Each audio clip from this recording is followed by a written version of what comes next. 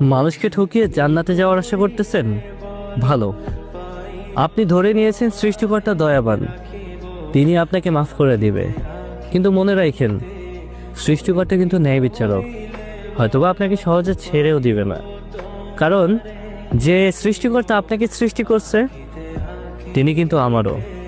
আপনি শুধু একটা মানুষকে কষ্ট দেননি, বরং সেই মানুষটার সাথে মিশে থাকা যতগুলো মানুষ আছে, ফ্যামিলি, বন্ধুমহল, যারা যারা আমার খারাপ থাকা দেখে মন খারাপ করেছে, তাদের ভালো থাকাগুলো নষ্ট করেছে, দেখবেন তাদের খারাপ থাকা ঘিরে আপনার জীবনে যেন খারাপটা না হয়।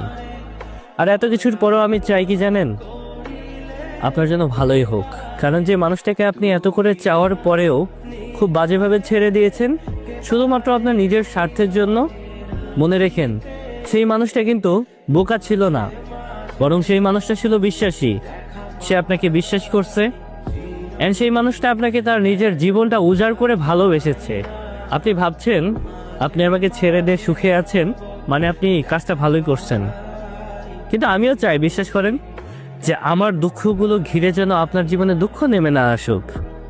এত কিছুর পরেও আমি আপনার ভালোই চাই, কারণ ওই যে ভালোবাসা পবিত্র, ভালোবাসলে ভালোবাসার মানুষটার খারাপ চাওয়া যায় না।